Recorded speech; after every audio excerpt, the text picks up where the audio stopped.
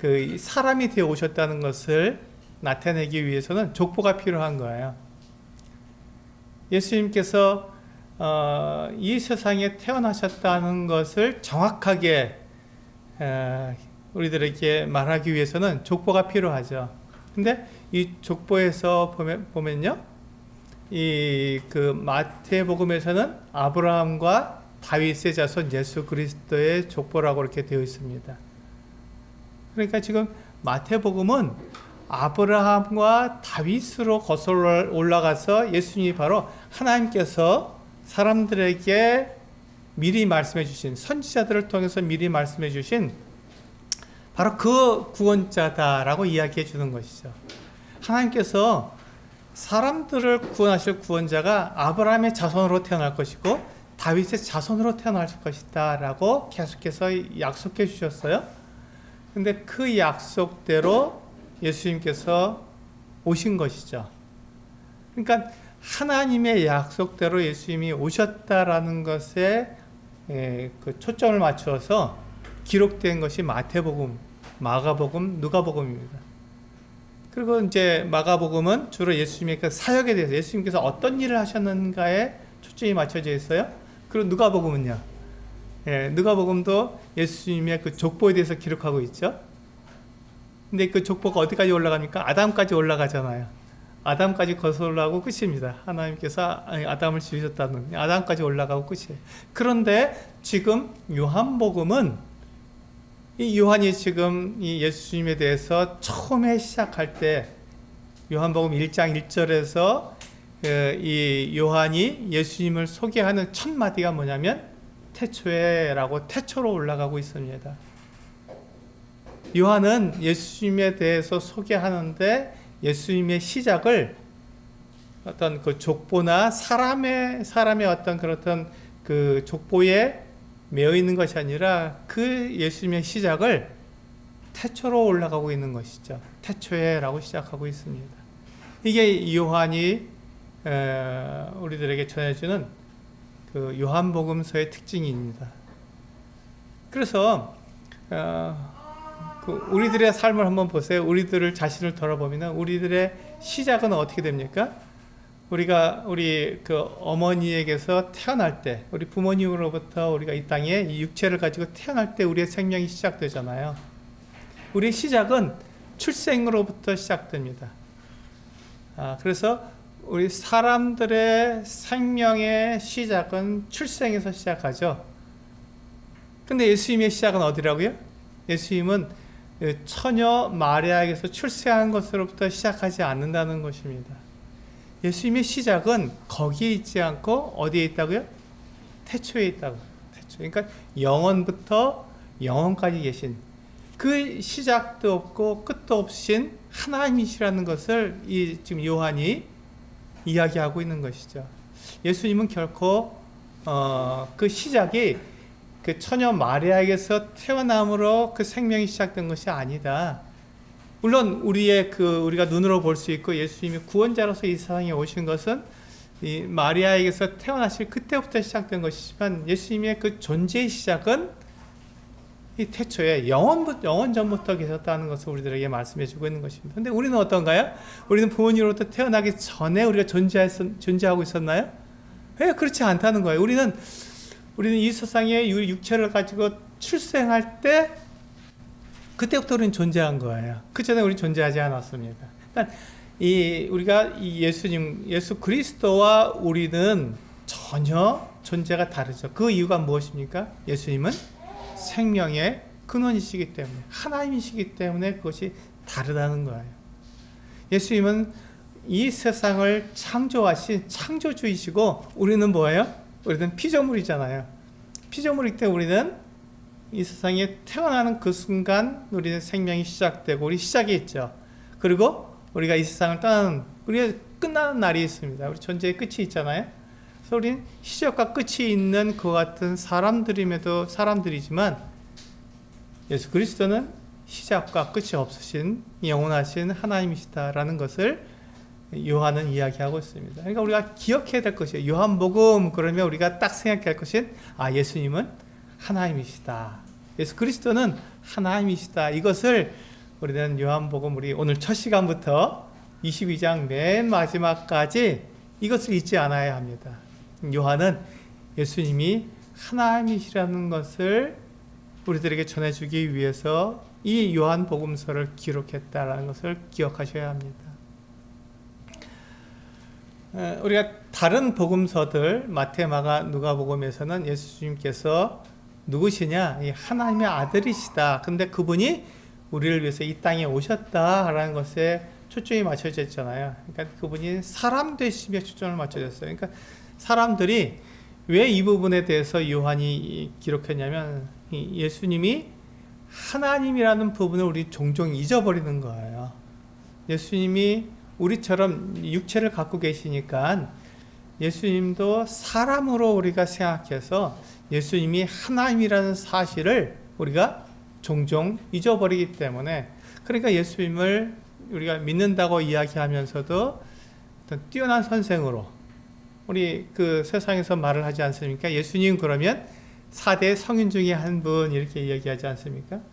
예수님을 하나님의 아들로 하나님으로 인정하지 않고 그냥 뛰어난 선생으로만 인정하는 거예요. 사람 중에 한 사람으로 인정하는 것이죠.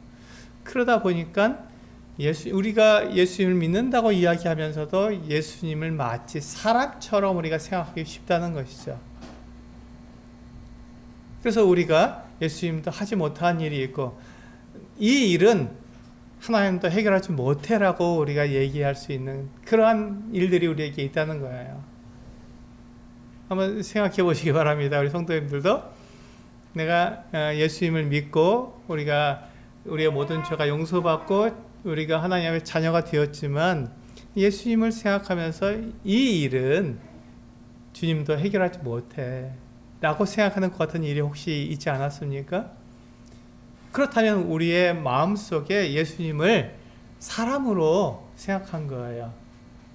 마태, 마가, 누가처럼 그분은 우리처럼 이렇게 육신을 가지고 오신 이게 하나님이시지만 사람 되셨다라는 것에만 우리가 초점을 맞추는 것이죠. 그런데 요한은 우리들의 그와 같은 생각, 그와 같은 마음을 넘어서도록 예수님은 사람이실 뿐만 아니라 하나님이시다. 한 번도 예수님은 하나님이 아니신 적이 없었다. 처음부터 그분은 하나님이셨고 그분이 처녀 마리아에서 태어나셔서 아기로 이 세상에 오셨지만 그 순간에도 예수 그리스도는 한 번도 하나님이 아니신 적이 없다라는 것을 우리에게 이야기해 주고 있는 것입니다. 그 부분을 우리가 생각해야겠죠. 우리 한번 요한복음 1장 1절부터 5절까지 우리가 짧으니까 같이 한번 읽어보실까요? 네, 같이 한번 읽고 시작하겠습니다. 시작. 태초에 말씀이 계시니라. 이 말씀이 하나님과 함께 계셨으니 이 말씀은 곧 하나님이시니라. 그가 태초에 하나님과 함께 계셨고 만물이 그로 말미암아 지은 바 되었으니 지은 것이 하나도 그가 없이는 된 것이 없느니라. 그 안에 생명이 있었으니 이 생명은 사람들의 빛이라. 빛이 어둠에 비추되 어둠이 깨닫지 못하더라. 여기 보시면 1절에서 우리 요한이 분명하게 이야기하고 있죠. 이 말씀으로 소개하고 있는 거예요. 예수님을 말씀으로 소개하고 있습니다. 왜 그렇죠?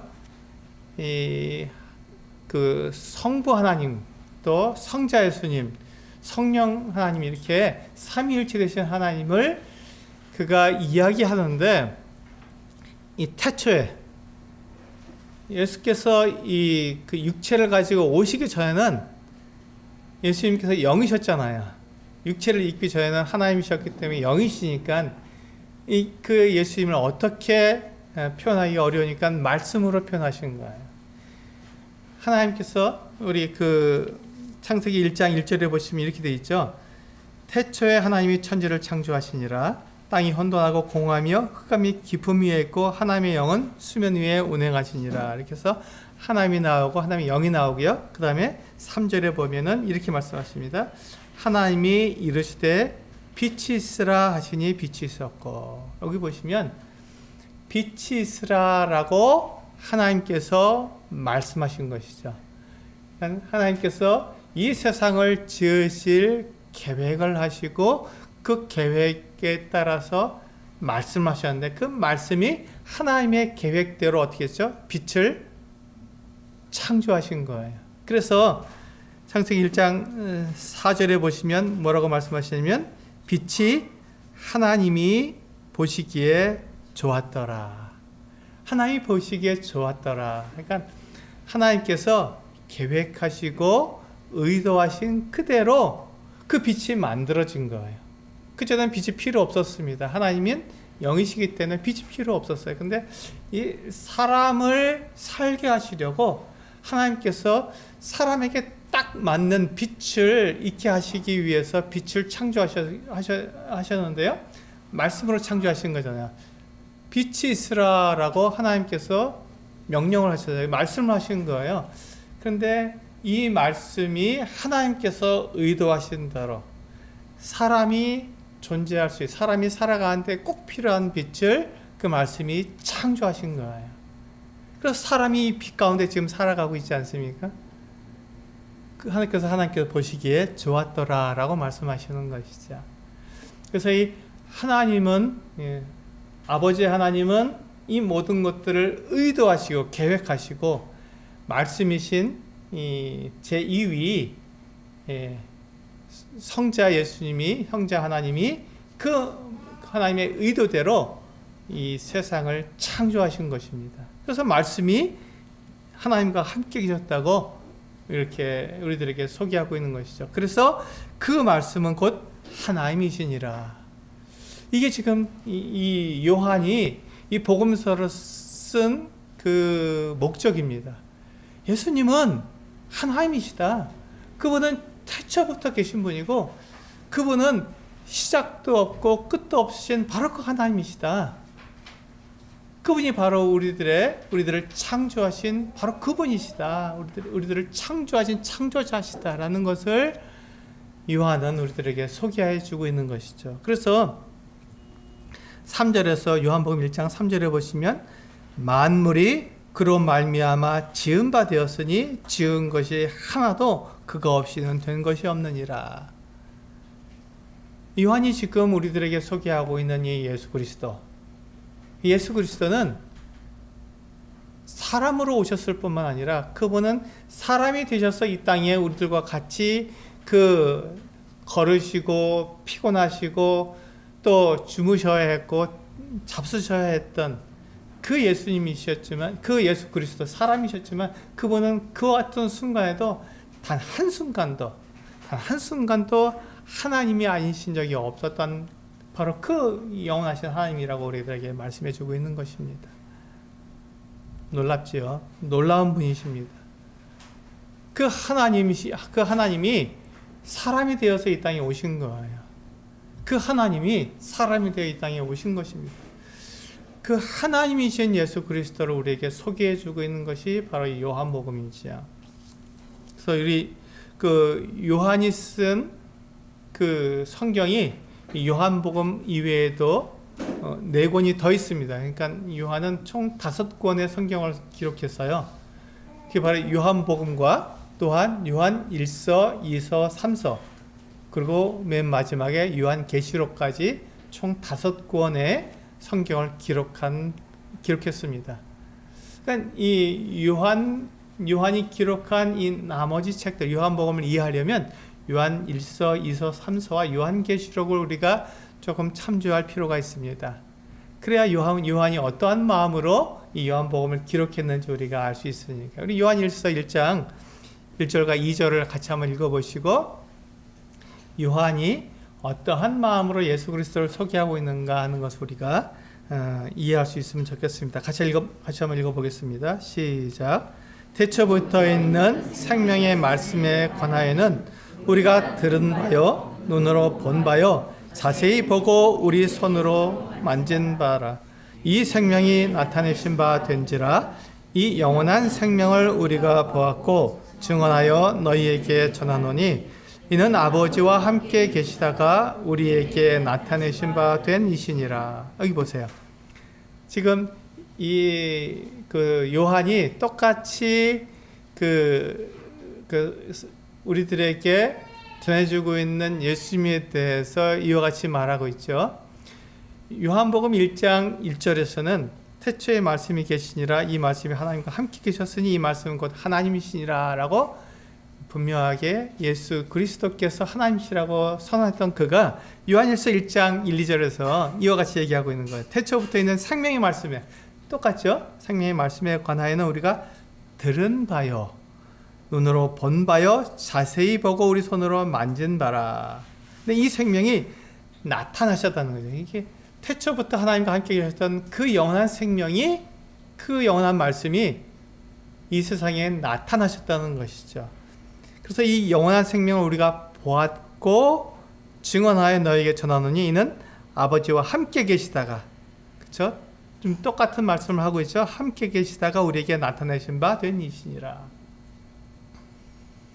예수 그리스도께서는 하나님과 함께 계시던 하나님이십니다.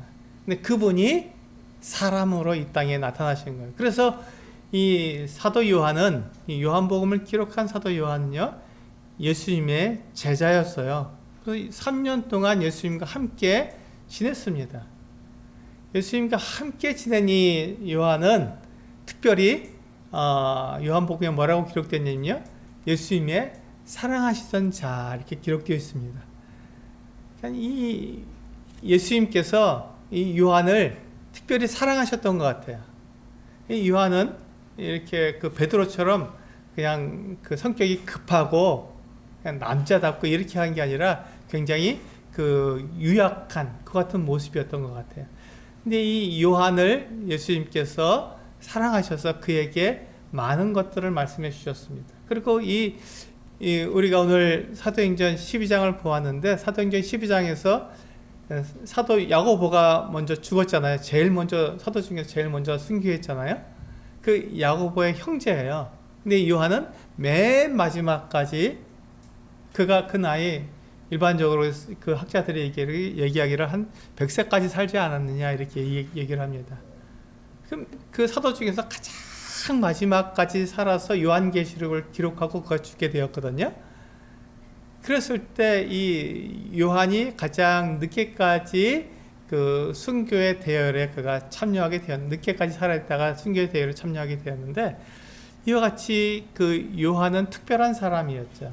근데 이 사랑하시는 자가 어떻게 그가 3년 동안 예수님과 함께 지냈냐면 여기 요한일서 1장에 기록되는 것처럼 예수님의 음성을 직접 들었습니다. 그리고 눈으로 직접 보았습니다. 예수님의 그 육체를 보았죠. 그리고 자세히 보고 우리 손으로 만진 그 같은 분이었다고 고백하고 있는 거예요. 그러니까 예수님이 사람으로 오신 것이 그냥 우리가 이렇게 이야기하는 영인데 예수님은 영이신데 그냥 사람처럼 되셨다 이렇게 말하는 게 아니라 정말로 사람이 되셨다는 것이죠. 하나님이 우리 손으로 만질 수 있는 그 같은 사람의 육체를 입고 이 땅에 우리가 똑같이 오셨다라고 말하고 있는 것입니다. 근데 이 요한이 예수님과 함께 이와 같이 예수님의 음성도 듣고 함께 먹고 마시고 함께 지내면서 그 예수님을 가장 가까이에서 지켜봤잖아요. 그리고 예수님께서 십자가에 달려 죽으시는 것도 이 요한은 보았습니다. 그리고 예수님께서 부활하셔서 이 요한에게 부활하신 몸을 나타내는 것도 보았어요. 그리고 마지막에 예수님께서 아버지께로 승천하시는 모습도 이 요한은 보았습니다. 그리고 어떤 일이 있었나요? 그 이후에 성령께서 그 예수님을 믿는 사람들에게 임하시는 것을 직접 경험한 사람이에요. 그리고 베드로와 함께 성전에 올라가다가 그 걷지 못한 사람에게 우리가 가진 것은 없지만 은과 금은 우리에게 없지만 우리에게 있는 것으로 너에게 주겠다 하고 그 걷지 못한 사람에게 나사렛 예수 그리스도의 이름으로 일어나 걸어라 했을 때 그가 일어나 걸었잖아요. 그것을 직접 이 요한은 경험한 사람이었습니다. 그러니까 이 요한이 어떤 사람이었습니까? 예수님이 처음 제자를 부르실 때 그는 제자로 예수님과 함께 있었고 그때부터 예수님께서 죽으시고 예수님께서 부활하신 모든 것을 직접 본 사람이에요. 그가 이제 말년에 아주 나이가 들은 이 노인으로서 이 요한복음을 기록할 때 그가 이와 같이 기록한 거예요. 예수님은 하나님이십니다. 예수님은 하나님이십니다. 이렇게 기록한 것입니다. 그렇다면 누구보다도 예수님을 잘 아는 그가 예수님이 하나님이라고 그가 소개하는 이 요한의 소개를 우리가 신뢰할 수 있는 것이죠. 그는 예수님을 가장 가까이서 본 사람이고 직접 예수님을 만진 사람이기 때문에 그렇습니다. 그런데 그가 예수님을 그렇게 소개하고 있잖아요. 예수님은 하나님의 아들이십니다. 하나님이십니다. 우리를 창조하신 분이십니다. 라고 소개하고 있어요. 유대인이요, 사람을 하나님이라고 말하는 것은 정말 어려운 일입니다. 왜냐하면 유대인이 가지고 있는 그 하나님에 대한 신관이죠. 하나님에 대한 개념이 있어요. 하나님은 영이시기 때문에 결코 사람이 될 수 없다는 것이죠. 그러니까 예수님, 사람으로 오신 그 예수님을 보고 예수님이 하나님이다 이렇게 말할 수가 없는 거예요. 사람과 하나님은 분명히 구분되기 때문에 유대인들은 예수님이 아무리 뛰어나도 그가 기적을 행해도 그가 하나님으로부터 온 선지자이지 그가 하나님이 될 수 없는 거예요. 그래서 이제 우리가 나중에 니고데모의 그 같은 이야기를 우리가 보게 되겠지만 니고데모가 뭐라고 얘기하냐면 당신이 이렇게 기적을 행하는 걸 보니까 당신은 하나님께로부터 온 분입니다. 선지자라는, 하나님께서 보내신 선지자라는 거예요. 그렇게 이해했던 것이죠. 그 이유가 무엇입니까? 사람은 결코 하나님이 될 수 없다는 유대인들이 가지고 있는 그 신관 때문에 그렇습니다. 그러니까 지금 요한이 예수님을 육체로 알았잖아요. 예수님을 손으로 만졌잖아요. 그리고 그 품에 기댔던 사람이고 예수님의 그 죽음도 보았던 사람입니다. 그런데 그러했던 요한이 예수님을 소개할 때 첫 마디가 태초에 말씀이 계시니라. 이 말씀이 하나님과 함께 계셨으니 이 말씀은 곧 하나님이시라 하고 예수 그리스도를 하나님으로 소개하는 것은 정말 대단한 것이죠. 그리고 그분이 하나님일 수밖에 없는 것은 그분이 바로 이 만물을 창조하신 나를 지으신 분이다 라고 3절에서 그렇게 소개하고 있는 것입니다. 그러니까 요한이 소개하고 있는 이 예수 그리스도는 정말 특별한 분이죠. 그분은 완전하신 사람이실 뿐만 아니라 또한 완전하신 하나님이라고 소개하고 있는 것입니다. 예수 그리스도는 완전하신 사람입니다. 그러나 그분은 완전하신 하나님이라고 이 요한은 우리들에게 소개하고 있는 것이죠. 우리 4절을 보시면요, 이렇게 요한은 소개하고 있습니다. 그 안에 생명이 있었으니 이 생명은 사람들의 빛이라. 예수님이 생명의 주관자, 생명을 창조하신 분이라고 우리들에게 소개하고 있습니다. 그렇잖아요? 우리는 생명을 주관할 수 없잖아요. 우리는 생명을 부여받은 사람이지 내가 생명을 주관할 수가 없습니다. 성도님들 중에 생명을 주관할 수 있는 분이 계시나요? 아무도 없잖아요. 이게 사람과 하나님의 차이점입니다. 사람과 하나님의 차이점이 바로 이거예요. 사람이 아무리 뛰어나고 아무리 지혜롭고 아무리 권력을 가지고 있어도 그는 생명을 주관할 수 없습니다. 그는 하나님께서 그에게 주신 그 생명을 가지고 이 세상에서 잠깐 사는 거예요. 그래서 우리가 뭐라고 말합니까? 100년 인생이라고 말하지 않습니까? 100년 살면 하나님께 주신 그 생명을 다 산 거잖아요. 그리고는 어떻게 됩니까? 하나님께서 그 생명을 다시 취하실 때 하나님께로 다시 돌아가야 하는 것이죠. 그러니까 사람은 시작이 있고 끝이 있는 거예요. 그래서 어떠한 사람이든지 여기에서 벗어날 수가 없는 것입니다. 그런데 사람들이 이 세상을 살아가는데 어떻게 삽니까? 마치 이 세상에서 천년이든 만년이든 살아갈 것처럼 살잖아요. 마치 내가 영원히 살 것처럼 사람들은 살아가잖아요. 내가 생명의 주인인 것처럼 이렇게 살아가잖아요. 내가 운동하고, 내가 좋은 건 먹고, 내가 약을 잘 먹고, 내가 병원에 잘 다니면 내 생명이 계속 유지될 것처럼 생각하잖아요. 그게 우리 사람들이, 물론 우리가 그것도 노력하지 말라는 것이 아닙니다. 우리는 내 생명이, 내 건강을 위해서 우리가 노력해야 되고 애써야 합니다. 그러나 생명의 주인은 누구라고요? 하나님이시라고요. 나에게 생명을 주시고 또 그 생명을 또 거두어 가시는 분이 하나님이시지 나에게 달려있지 않다는 것입니다. 하나님께서 나에게 주신 그 생명을 내가 아끼고 건강하게 생활하도록 우리는 운동도 할 필요가 있고 또 그 건강에 좋은 음식을 먹을 필요가 있고 또 때로는 우리가 필요하면 약도 먹어야 하는 것이 우리에게 필요한 거예요.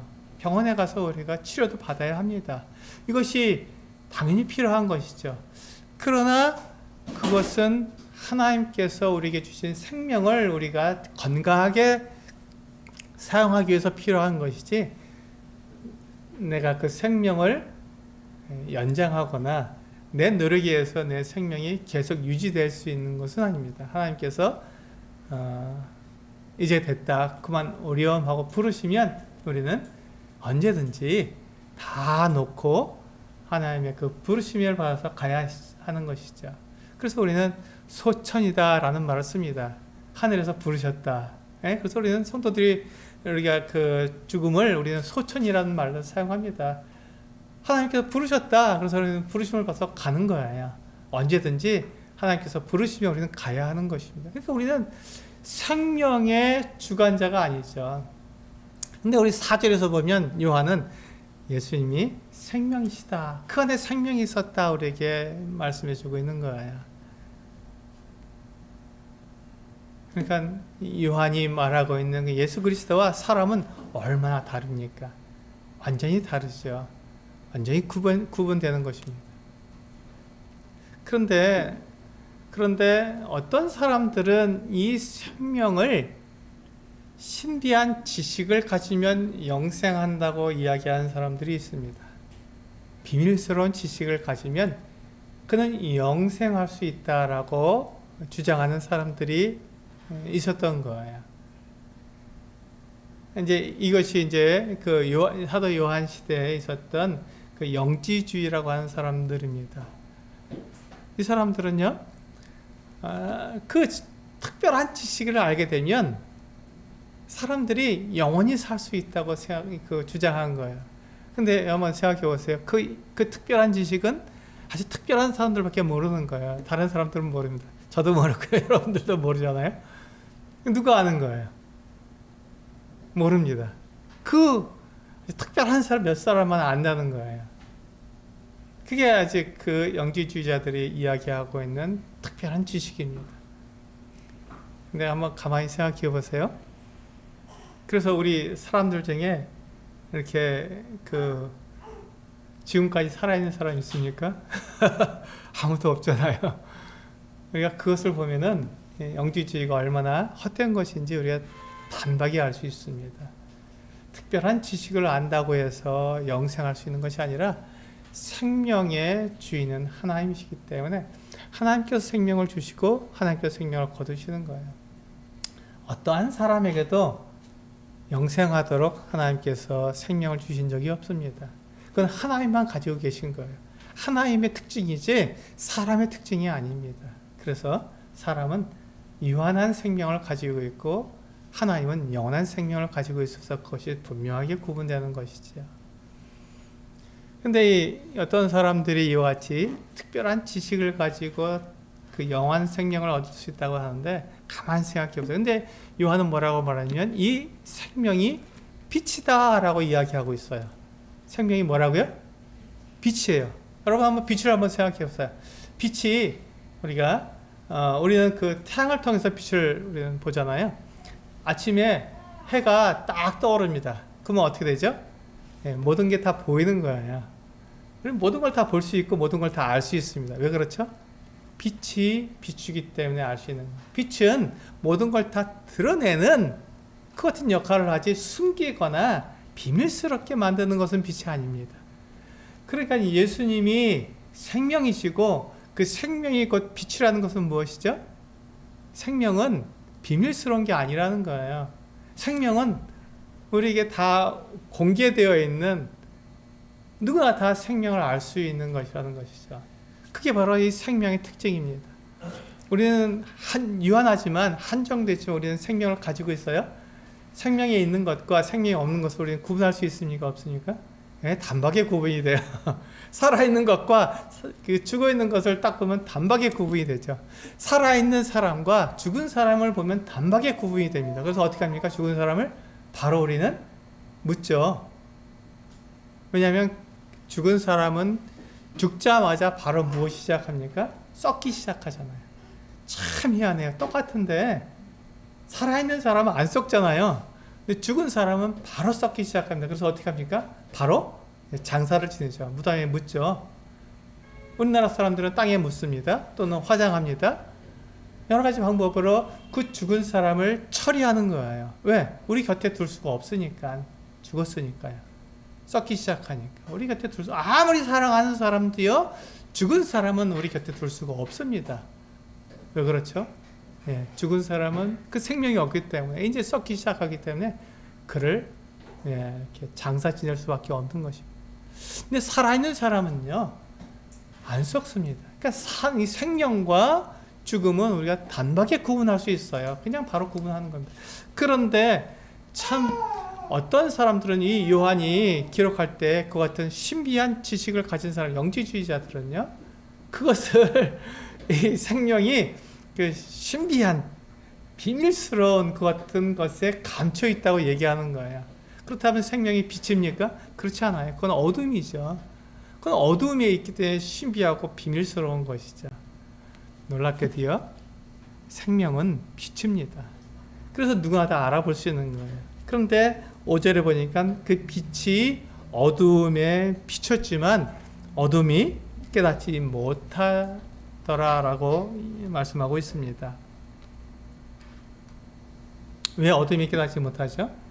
자기 고집을 내세우니까. 자기 고집을 내세우고 예수 그리스도께서 생명의 주관자시고 이 온 만물을 창조하신 창조주라고 이야기해도 그것을 믿지 않으려고 거절하고, 그런 게 어딨어 라고 그것을 거절하기 때문에 빛이 어두움에 비추었지만 어두움이 그것을 깨닫지 못하는 것이죠. 계속해서 거절하는 거예요. 이런 어처구니 없는 일이 이 땅에서 이루어지고 있는 거예요. 근데 이 빛을 보고 그 빛을 인정한 사람들이 누굽니까? 믿는 사람들이에요. 빛을 보고 빛을 인정한 사람들이 바로 예수 그리스도를 믿는 사람들이죠. 아, 예수님은 하나님이셔. 예수님에게 생명이 있어. 그러니까 우리가 예수 그리스도를 믿고 그분을 우리가 신뢰하게 되면 그분이 우리에게 생명을 주시는 분이야 라고 우리가 고백하게 될 때 우리에게는 믿음이 있는 것이고 이 빛 되신 생명이 우리에게 역사하는 것이죠. 그래서 우리에게는 어둠이 물러가고 빛 가운데 우리가 생활할 수 있게 되는 것입니다. 우리가 빛 가운데 생활하게 되는 거예요. 그래서 그 요한 1서에서 우리가 빛 가운데 생활하라고 얘기하잖아요. 빛 가운데 생활하라. 어둠 가운데 생활하지 말고 우리 빛 가운데 생활하라. 그래서 그러니까 죄를 짓는 건 어둠에 있는데 죄를 지은 것들을 빛 가운데 가져오라고 이야기합니다. 어떻게 갖고 올 수 있죠? 그것을 자백함으로 우리가 어둠 가운데 행한 그 죄를 빛 가운데 갖고 와서 그것을 다 드러내라는 거예요. 뭐 만천에 다 드러냈는데 그것을 감출 이유가 없잖아요. 그러니까 우리는 빛 가운데 행할 수 있게 되는 것이죠. 다 드러냈으니까. 그 우리가 지은 죄 때문에 우리가 더 이상 고통받지 않아도 되는 것이죠. 다 드러냈으니까요. 이게 교회의 신비고 이게 교회에게 주신 특권입니다. 세상은 죄를 지으면 계속해서 숨으라고 하잖아요. 감추라고, 어둠 속으로 더 깊이 들어가라고 얘기하잖아요. 그러니까 거기에는 생명이 없는 거죠. 그런데 놀랍게도요, 이 생명이 그리스도 안에 있어서 우리가 어둠에서 행한 그 죄, 잘못들, 실수들을 갖다가요, 그냥 빛 가운데 탁 가지고 나오면 그것이 다 그 어둠이 사라져 버리고 빛 가운데 드러나게 되는 거예요. 그래서 우리는 빛 가운데서 살아갈 수 있게 되는 것이죠. 이게 참 놀라운 이 교회에게 주신 특권입니다.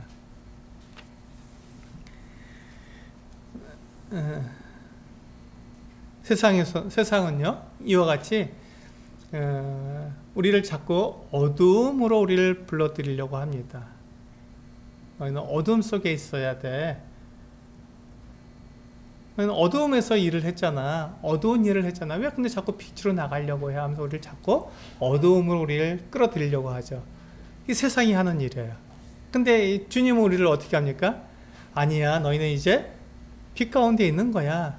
너희가 빛을 받았잖아. 생명을 갖고 있잖아. 영원한 생명을 받았잖아. 그러니까 너희는 자꾸 빛으로 나오는 거야. 빛 가운데 행하자. 이렇게 말씀하고 있는 것이 그리스도 성령께서 우리 안에서 행하시는 일이죠. 그래서 우리가 이 요한이 우리에게 가르쳐 주는 것이 뭐라고요? 예수 그리스도는 하나님이시다. 이걸 잊지 말라는 거예요. 그리고 그분은 생명이시고 그분은 빛이시다. 그러니까 우리가 예수 그리스도를 믿음으로 우리가 생명을 받았다면 우리는 빛 가운데 나와야 되고 우리는 빛 가운데 행해야 한다라고 말씀하고 있는 거예요.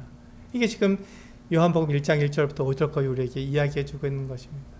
우리 미가서 5장 2절 말씀 한번 읽어볼까요? 여기에서 지금 그 요한이 이야기하고 있는 게 바로 여기 나타나 있잖아요. 같이 한번 읽어보시겠습니다. 시작. 베들레헴 에브라다야, 너는 유다 족속 중에 작을지라도 이스라엘을 다스릴 자가 내게서 내게로 나올 것이라. 그의 근본은 상고에 영원에 있느니라. 여기 보시면 그 구원자가 베들레헴에서 다윗의 그 자손으로 태어나신다. 여기까지는 우리가 구약 성경에서 우리가 잘 알고 있는 내용이죠. 근데 그분의 근본이 어디 있다고요? 놀랍게 이 미가 선지자가 이야기하고 있는데 그분의 근본은 어디 있다고요? 상고에 영원에 있다라고 이야기하고 있습니다. 예수님이 바로 영원하신 분이라고 고백하고 있는 거예요. 지금 이 미가 선지자는 구약의 선지자예요. 그러니까 그 성부 하나님과 성자 예수 그리스도와 성령 하나님을 따로 구분할 수 있는 그런 능력이 없었던 사람인데 그가 하나님으로부터 받은 말씀을 통해서 이와 같이 고백하기를 틀림없이 베들레헴에서 다윗의 자손으로 구원자가 하나님께서 미리 말씀하신 그 구원자가 태어날 텐데 놀랍게도 그분의 근본은 상고에 있고 영원에 있다라고 미리 예언하고 있잖아요. 이게 바로 하나님께서 이 예언자 미가를 통해서 말씀하고 있는 거예요.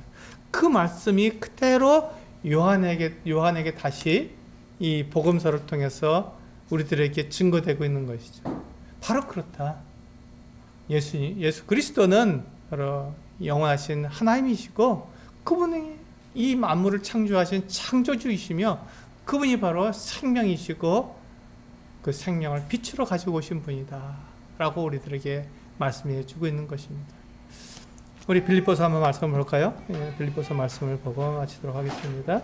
우리 오늘 그 주의 만찬 시간에 우리 김은석 형제님이 빌립보서 2장 말씀을 읽어주셨어요.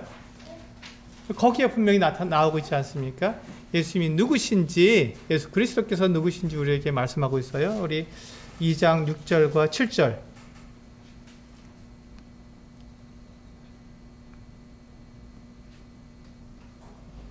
네, 8절까지 읽어볼까요? 네, 6절부터 8절까지 같이 읽겠습니다. 시작. 그는 근본 하나님의 본체시나 하나님과 동등됨을 취할 것으로 여기지 아니하시고 오히려 자기를 비워 종의 형체를 가지사 사람들과 같이 되셨고 사람의 모양으로 나타나사 자기를 낮추시고 죽기까지 복종하셨으니 곧 십자가에 죽으심이라. 그렇습니다. 예수님은 누구시라고요? 하나님과요? 하나님의 본체시라고요. 하나님과 동등되시다고요. 근데 그분이 자기를 낮추신 거예요. 겸손하게 자기를 낮추신 것이죠. 이것을 우리가 이 말씀을 읽을 때 그리스도의 자기 비하, 자기를 낮추셨다. 그리스도의 겸손 이렇게 말을 합니다. 예수 그리스도께서 왜 겸손하셨죠? 겸손이 무엇이죠? 이게 이제 우리가 오늘 받아야 할 교훈입니다. 예수님께서는 하나님이십니다. 근데 이 예수님이 자기를 사람의 모양으로 낮추셨어요. 겸손하신 거예요. 자기를 낮추면 겸손한 것입니까? 우리가 여기서 겸손의 분명한 정의를 알아야 우리도 겸손할 수 있으니까요. 겸손은 나를 무조건 낮추는 것이 겸손이 아니라 겸손은요, 하나님의 뜻을 위해서 내가 그 뜻에 맞춰서 행하는 것을 겸손이라고 말을 합니다.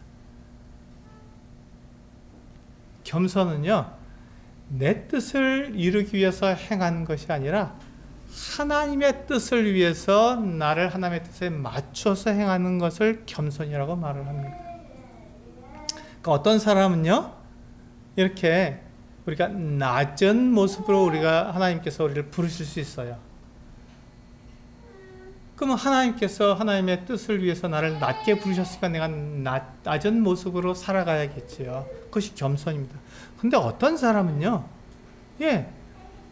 그 높은 지위를 가진 사람으로 부르실 수 있습니다. 우리 중세 시대에 보면은 영국의 그 왕들도 예수님을 믿었어요. 왕으로 부르셨잖아요. 왕은 높은 사람이잖아요. 근데 그 왕이 자기가 왕으로서 하나님께서 자기를 부르셨는데 그가 자기의 영광을 위해서 일을 하면 그는 교만한 사람이죠. 근데 이 왕이 하나님의 뜻을 이루기 위해서 왕의 역할을 하면 그는 겸손한 사람입니다. 그러니까 이 겸손은 내가 다른 사람보다 나를 낮추는 것을 우리가 겸손이라고 말하지 않고요. 성경에서 말하고 있는 겸손의 올바른 정의는 내 영광이 아닌 하나님의 영광, 하나님의 뜻을 이루기 위해서 나를 행하는 것, 내가 그 뜻을 행하는 것을 겸손이라고 말을 합니다. 자, 그럼 우리가 여기서 이제 우리가 해야 될 교훈을 받을 수가 있죠. 예수 그리스도께서는 하나님이십니다. 네, 예수 그리스도께서 하나님이시지만 하나님의 뜻을 이루기 위해서 사람이 되셨습니다. 그것도 십자가 달려 죽으셨어요. 죄인의 모습으로, 죄인의 자리에 서신 것이죠. 왜 그렇게 하셨죠? 하나님의 뜻을 이루시기 위해서. 그래서 예수님은 겸손하신 거예요. 그렇다면 하나님께서는 나를 부르셨어요. 예수 그리스도를 통해서 나에게 생명을 주셨고 영원한 생명을 주셨고 나를 빛 가운데 오게 하셨어요. 그래서 나는 누구를 위해서 일을 해야 합니까? 나는 무엇을 위해서 살아가야 하느냐 하는 것이죠. 하나님의 뜻을 위해서 우리는 살아가야, 하나님의 영광을 위해서 우리가 살아가야 하는 것이죠.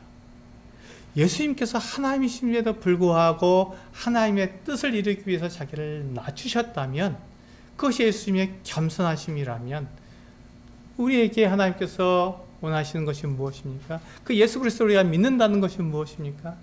예수님이 하나님의 아들이심에도 우리 사람처럼 되셨고 사람보다 더 낮게 그 죄인의 자리에서 십자가에 달려 죽으시기까지 하나님의 뜻을 위해서 그가 그렇게 살아가셨다면 나는 어떻게 살아야 하느냐 하는 것입니다. 나는 무엇을 위해서 살아가야 하느냐? 내 영광을 위해서 살아갈 것인가?